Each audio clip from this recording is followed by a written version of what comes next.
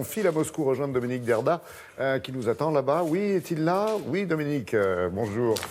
Parce que oui, Dominique bonjour, a choisi ce matin de revenir sur les commémorations de la Révolution d'octobre 1917, des commémorations qui n'ont plus l'éclat d'antan. Même Vladimir Poutine a été absent, semble-t-il, alors que tout le monde pouvait l'attendre. Non, il s'est gardé d'apparaître, c'est ça.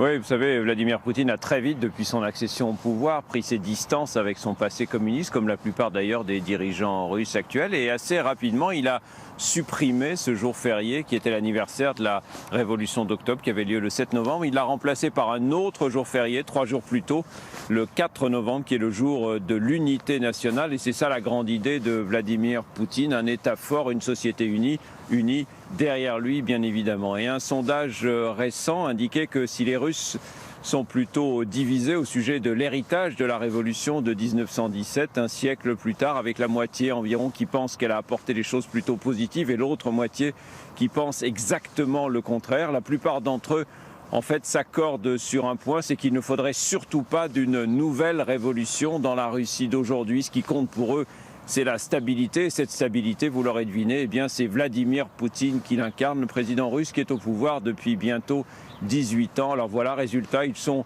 de moins en moins nombreux à commémorer la grande révolution d'octobre. C'est ce que vous allez voir sur ces images. Ils ont ressorti les portraits de Lénine et de Staline et reprennent à tue-tête les airs de toujours. Il faut bien ça pour croire encore au lendemain qui chante.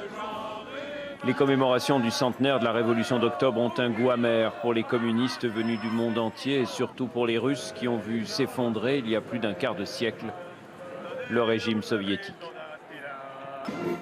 Ça fait du bien d'être ici. Nous, on est persuadés qu'un jour tout redeviendra comme avant. C'est sûr à 100%. Sauf que la fête n'a plus rien à voir avec ce qu'elle était à l'époque lorsque l'anniversaire de la révolution bolchevique était le jour férié le plus important de l'année. Désormais, ce n'est même plus un jour chômé. En 1991, nous avons tous été trahis. Mais nous n'avons baissé ni la tête ni les bras. Le Parti communiste de Russie est toujours là. 2 jours plus tôt, comme le veut la tradition, le chef du Parti communiste s'est rendu sur la place rouge pour s'incliner devant le corps embaumé de Lénine, qui repose toujours là, dans son mausolée.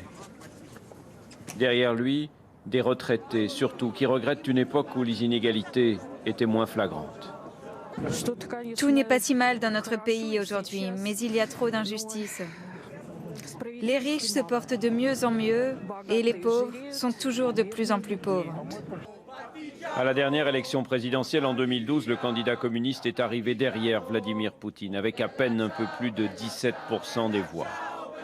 À la Douma, le parti représente aujourd'hui moins de 10% des députés. Et Dominique, quand on voit Lénine encore dans son mausolée, ça veut dire qu'on n'a pas du tout l'intention de le mettre sous terre? Ah, c'est un peu plus compliqué que ça. On en a parlé au moment de la chute du communisme à l'époque, il y a 26 ans. On en reparle encore ici régulièrement. Et il y a quelques jours seulement, le chef de la petite république de Tchétchénie, au sud de la Russie, Ramzan Kadyrov, a dit qu'il était peut-être temps d'enterrer Lénine, ce qui a provoqué, vous l'imaginez, la colère du chef du Parti communiste, Gennady Zyuganov, que vous avez vu dans ce reportage. Zyuganov qui s'est empressé de dire qu'il en avait parlé avec Vladimir Poutine et que Vladimir Poutine lui avait promis qu'il n'en était pas question, en tout cas pas pour l'instant. Le président russe n'a évidemment aucun intérêt, à quelques mois de l'élection présidentielle qui doit avoir lieu en mars prochain, il n'a aucun intérêt à provoquer maintenant une crise politique avec les communistes, même s'ils sont de moins en moins nombreux. Ils représentent quand même une force assez importante dans ce pays. On a donc le sentiment que Lénine peut, pour l'instant en tout cas, dormir tranquille dans son mausolée. Parfait. Merci beaucoup Dominique. Passez une très belle journée sous le soleil de Moscou.